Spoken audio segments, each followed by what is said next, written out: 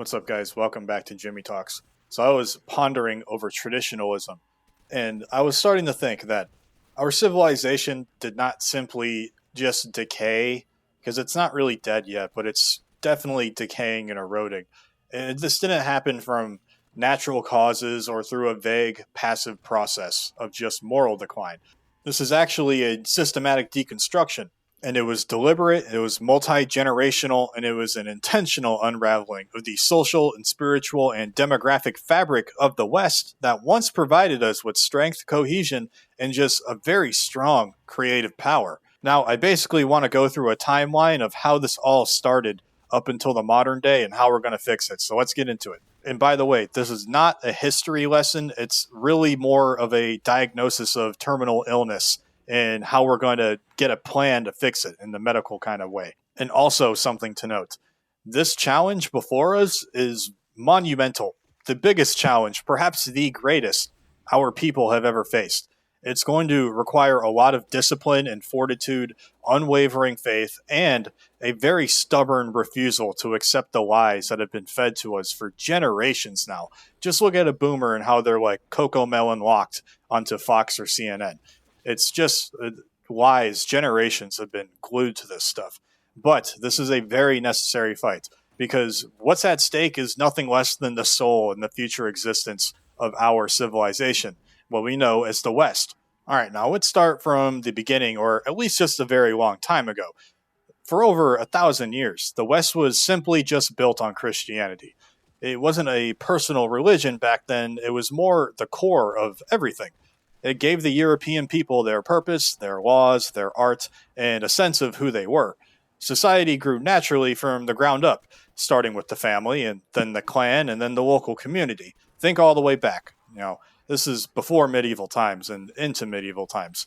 This wasn't some made up ideology forced onto people from the above. A person's identity wasn't something that they chose for themselves, it was given to them. It came from their duty to God and their loyalty to their family and their bloodline, and their stable role in their local town, and their respect for the ways of their ancestors. This was a society with clear order, a hierarchy, and a divine purpose. Everyone had a place, from the king to the peasant farmer, and that structure created very stable times. This is the world that gave us the cathedrals that we all see in Europe, the music of Mozart, Michelangelo's art, and the deep thinking of Thomas Aquinas. This way of thinking showed us that humanity was not the center of the universe, but it was really just part of a much larger story, and that humility was the source of its greatness. Now, we're going to move on a little bit, and this is really where things started to get bad, and perhaps fatal, fracture in this foundation, and this was the intellectual movement known as the Enlightenment. When we read about these in textbooks, like in school, it was called the Age of Reason, and it was said that this freed man from superstition, and it was, in its core, really just a profound rebellion against divine order of Christendom. Basically, what this did was trading divine truth for human logic, sacred tradition for a me first mentality, and the absolute truth for whatever a person feels is right. Their most damaging ideas were things like egalitarianism and the social contract. These sound good on the surface, by the way, but they work by cutting a person off from everything that truly defines them, like their people, their history, their ancestors, and their faith. So this really just created a rootless, what I can call citizen of the world kind of globalist philosophy. It's a man with no real home, no past, and no duties to anyone except himself. Me, me, me. It planted the toxic idea that any traditional order is automatically oppression, and we see this manifested in real time with the feminist movement, but more on that later, and that the individual's wants are the highest laws. This thinking laid the groundwork for all the destruction that we see today, and it gave people an easy excuse to tear down every pillar of society, no matter how important it was for holding things together. Now, let's move on to the 1900s, World War I, World War II, and stuff like that, where this shift in thinking, where the individual became more important than family, tribe, and God, finally exploded into World War I and World War II. World War I was not a noble fight for freedom you read about in school or just disagreements. It was a suicidal brother war that was engineered by financiers and imperialists that put historically Christian nations and families against each other. It was the best of a generation, the strongest, the bravest, the most virtuous young men of Europe, and they were all put into the meat grinder for no higher purpose than to secure debt repayments and geopolitical advantage for a parasitic elite class. And the red pill here is that the true victors were not the allied nations, but it was really just the international bankers who profited from the carnage and put nations in cycles of debt. For example, the Versailles Treaty was not a peace treaty, but it was really just a punitive, vindictive punishment that was designed to humiliate, cripple, and make Germany a beggar state. It was not designed to create stable peace, but to ensure that really just a second, even more devastating war would inevitably follow. It was a contract written for revenge and profit, not for making peace. Now, let's go on to World War II, because World War II then completed the physical and spiritual destruction of Europe, and it was sold to us in the textbooks and the public at the time as a righteous crusade against pure evil, but its actual outcome was the absolute devastation of Europe and the incineration of culture, destruction of culture. Both German, Polish, British, French, a lot of stuff was destroyed back then. The Soviet Union and all of that stuff, they had a lot of just very old historical cultural artifacts completely destroyed by bombs, grenades. Everybody loses here. And the annihilation of a bunch of young men and the permanent shattering of Europe's self-confidence. For example, let's take the Allied bombings of Dresden, Hamburg, and other civilian centers. These were not really totally a tactical move. They were acts of total war against entire populations, and they were designed to terrorize and just break the will of the people. At the end of the day, that's really just what World War II was. Everybody was getting punished. Now, let's move on from World War II, and we'll go into the time period. Considering this is an American channel, we're going to be talking about America here. We entered a period often called the Pax Americana. Basically, this is a time of American prosperity. The economy was really good, and there was a lot of peace. But it was really a globalist system in disguise, because from then on, American lives and money were spent acting as the world's police force. But this wasn't done for the benefit of the American citizen. It was just done to serve the interest of an international class of wealthy elites who have no loyalty to any single country, except maybe for one. You know what I'm saying. If you know, you know. This system was taken over from the start by a small foreign interest group. When Israel was created in 1948, it led to what we can call, I guess, a special relationship. This meant that American foreign policy would forever have to serve the goals of this small foreign nation. Our soldiers, and Americans just really is what I want to call them, not even just soldiers, these were Americans at the end of the day. They would end up dying in Middle Eastern deserts to protect its borders. Our politicians would bow down to lobbying groups like AIPAC and put their loyalty to a foreign country ahead of their own country. This was, and remains still, the ultimate betrayal of American interests, which is a deliberate sacrifice of American well-being and American lives for a foreign power. We were transformed from a proud, independent republic into a vassal state, and we are using our unmatched, totally dominant military power not to defend our own homeland, but to enforce whatever the globalist order and that foreign country across the sea wants us to do. Now, kind of going back, but after the wars left the West very broken, tired, and fractured, the real attack on our culture could start, and we see this today. And again, as I said in the beginning of the video, this wasn't some natural change that just happened over time. It was really a cold, calculated plan that was run by people who hated traditional Western society and Christian values. So the main people behind this were from the Frankfurt School. This is really where it all started. This was a group of Marxist intellectuals, many of whom, you don't need to check. That's what they were. But yeah, they left Germany and they were let right into the top American colleges and universities. They brought their main project with them, which was critical theory, which is what they cooked up in the Frankfurt School. Their clear goal here was simply to just take apart and destroy everything that held up Western civilization, like the family and father-led households, or what the feminists like to call the patriarchy, love of country and patriotism and nationalism, beautiful art, and normal sexual morals. Now, they did this by constantly attacking these things, throwing so much criticism and manufactured, keyword manufactured, guilt at them until people started to feel ashamed of their own traditions. That's how we get to people watching Love Island, covered in tattoos and in a relationship with 7 different people at once. They call it poly or something like that. It's really strange. But they knew the regular working class wouldn't openly rebel against this. So they came up with a sneakier plan. Instead of attacking the system directly, they would just poison the culture itself. And that's really the environment that shapes how everyone thinks. This leads me on to feminism. This was not just an uprising and totally organic and normal of oppressed women.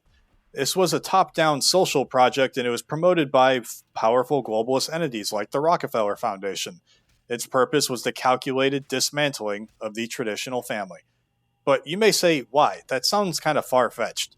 But a single-income household with a working father and mother managing the home is economically efficient.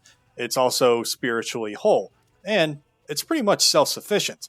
This makes stable, well-adjusted children and fosters a very strong bond of loyalty. But by convincing women that homemaking was a form of oppression and that abandoning their children for corporate servitude was air quote liberation, the engineers of this movement broke the fundamental unit of a healthy society. Now, instead of just one person working and having to pay that guy well, they can hire 2 people and pay them less and make more money off of them. This is also a way for the government to tax another person. But it also turned women and men against each other, and it created pretty much a perpetual gender war between them. But this strategy worked very well because they managed to crash the birth rates of Western nations, meaning families weren't having enough children to replace themselves. This creates a huge demographic hole, and more importantly, they created massive numbers of isolated, disconnected single men and women with no strong ties or strong roots. We see a bunch of videos. If you go on your YouTube feed, you'll probably see something like the male loneliness epidemic, and it's like just another same video essay from some guy who somehow has 500,000 followers that I've never heard of before. Not to throw shade on those people, but anyways, this plan was called the Long March Through the Institutions, and this really was a huge success. They took over the places that trained teachers and public schools, the news networks, Hollywood, and finally the government itself. By the 1960s, their destructive ideas were no longer seen as radical or extreme. They had become the new normal, and the accepted way of thinking that everyone was supposed to follow. Then, after that, the so-called sexual revolution of the 1960s was just the final nail in the coffin. Around this time, birth control started to get normalized, abortion was legal in some areas, and sex was completely disconnected from having babies, commitment, or any kind of responsibility. Around this time, we also had the push of drug culture, and this made being selfish, checking out from reality, and avoiding duty seem normal. The old values that actually built our civilization, like discipline, honoring your commitments and your duties, purity, and putting others first, were mocked everywhere, in movies, schools, and back then on the TV. They were called old-fashioned, oppressive, and harmful, and all that stupid stuff that they like to say. They were replaced with a new set of values. Everyone for themselves. Me, me, me. Endless shopping, chasing pleasure, being a consumer, hedonism, and doing whatever just feels good in the moment. This new culture wasn't an accident. It was designed, and it was designed to make people weak, passive, and distracted. One of the final assaults on the West, as we've seen today, started to pick up in the 1980s. And it was an ideology called neoconservatism, which I made a whole entire video on. But it hid a globalist plan behind a lot of false sense of patriotism. There was big trade deals like NAFTA, and these were never meant to help the American worker. Really, the real purpose of this was to ship the country's factories and jobs off to other countries so big international companies could make more money. This knowingly wrecked the strong, successful, middle-class working towns across America. But the real killing blow happened a little bit earlier, also with the 1965 Immigration Act. This law was written on purpose to change the very makeup of the American people. The people who supported this, like Senator Ted Kennedy at the time, went up to the Senate and laughably claimed this would not be revolutionary. But they knew they were lying. It was the most revolutionary act in American history since the Civil War, and its effects were intended and desired. And really, this is just the reality of the Great Replacement. They like to call it a conspiracy theory, even though there's literally a UN report written about replacing Western nations. with other nations from the third world. So yeah, this is not a crazy conspiracy you hear about in the fringe parts of the internet, as they like to say. It's just basic math that literally anyone can see happening. This is a slow takeover, and it's pushing out the original people who built America, which were the white Christian Europeans, and all of the other Western countries, both culturally and genetically. The ruling class uses the terms of diversity, vibrancy, and cultural enrichment to mask what is truly happening. And to put it bluntly, it's ethnic cleansing via mass immigration and differential birth rates. The primary purpose of all of this is to create a docile, deracinated population of consumers with no shared history, no common culture, no linguistic unity, and therefore no ability to organize or resist the demands of their globalist managers. And people with no past are easily manipulated in the present and have no claim on the future. Simultaneously, they launched a full-scale assault on reality itself. The LGBT movement evolved from a marginal plea for tolerance into a powerful, state-backed totalitarian impulse demanding compelled speech, the violation of bodily privacy, and the medical sterilization and mutilation of confused children. You've seen some of these LGBT parades, and some of them are walking around naked around children, and this is just okay for some reason. This is a fundamental observable reality of biological sex, by the way. Humankind is divided into male and female, obviously, but this was declared as a hateful social construct. They really told us that gender doesn't exist, and people really believe that. This represents the final lunatic stage of the Enlightenment project of individual sovereignty, and it's all about me, me, me. If man is God, he can redefine creation itself. There is no deeper level of rebellion against the natural and divine order.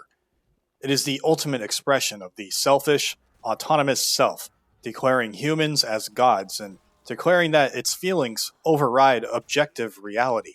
This great unraveling of the West was simply just orchestrated. It was funded, and it was intentional, but it is not irreversible. The path back to health, sanity, and sovereignty will not be found simply by voting for the right politician or passing the perfect piece of legislation. The political system itself is a captured institution. The only viable path is difficult. It's slow, but it's profoundly meaningful work of building a parallel society from the ground up. And this society needs to be rooted in eternal truths that they tried to destroy. And the first way to fix this, and above all else, we must reclaim God. This does not mean returning to a vague, comfortable, non-denominational spirituality. This means a conscious, deliberate return to the God of our fathers, a humble submission to the divine order of Christianity. You have to reject the atheistic materialism that's been sold to everybody, which tells us that we are just accidents in the galaxy, and our lives have no purpose beyond consumption and pleasure, because that's simply not true, and people genuinely believe this, which is just kind of crazy to me. You need to join a church and participate in the sacraments. Living a life by intentional faith and make it the absolute bedrock of your existence, your family, and your community. This is non-negotiable, and this should be the foundation of which you build everything else upon. Without God, we are just animals fighting over resources. With God, we are a people with a divine destiny. Second, we must rebuild the family. This is the front line of the culture war. Men must reclaim their God-given roles as protectors, providers, and patriarchs. You need to reject the degenerate culture that encourages promiscuity, pornography, passiveness, consuming drugs, stuff like that. You need to find a virtuous, traditional wife. Marry young. Be fruitful with her. Multiply. Have a large family. This is an act of defiance. Raise your children in the faith and give them knowledge of their true history and heritage. Homeschool them or find a classic Christian school to shield them from the poison of the public school system. And I would know because I went to these public schools myself. Women must embrace their sacred and irreplaceable role as nurturers, educators, and the heart of the home. This is not a downgrade in status, it's just a return to normalcy and really women's highest calling. All the women who do this, they say, I went back home and I started raising my kids. How many of them say they're miserable? I would say 1 out of a 10 trillion. I don't know. You get what I'm saying. Not 10 trillion, but most of them that say, I quit my job and I let my husband work. while I understand that this isn't always financially what can happen nowadays because of the system that we live in, but almost all of them say, I love it way more than having to go to work. The family is the castle wall against the chaos of the world. So you need to strengthen your castle walls. Now, third, this one might be kind of tough, but you can definitely do it if you put your mind to it. And this one is kind of putting your money local. And this is basically what I'm going to call renewing your tribe. You need to withdraw your support, your money, and your energy from hostile institutions that despise you. You should have a bank with a local credit union, for example, not a multi-international bank. Shop at local farms, local businesses, or even if it's online, somebody that's a small business that you know shares the same values as you. Not giant woke corporations that couldn't give a fuck about you and would throw you under the bus in a second if it helped them in their image.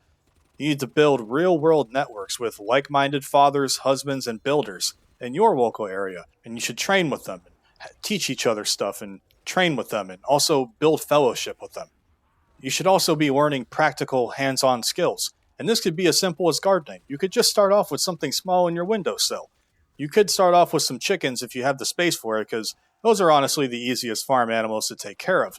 You're going to get more eggs than you think, and if you can just go and give your grandma some eggs or something after you got your chickens, I'm sure she'd love it. Another thing that I'd recommend is some first aid training. And what I mean by this is joining a local volunteer fire department, for example. A lot of them will just train you to be an EMT and you just work for them. This is also another way to find your tribe. This also helps your local community. You should be producing. Don't just be a consumer.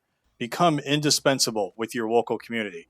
This is how we build resilience and create a society within a society. And last but not least, and it seems obvious, but you have to reject their narrative completely. Ignore the bullshit that you see on social media or on TikTok. A lot of these are just weapons of mass destruction and psychological manipulation. Read the great books of our tradition, like the classics, the church fathers, like St. Thomas Aquinas, or the true history of what happened. You have to kind of look for those books, but read some true history.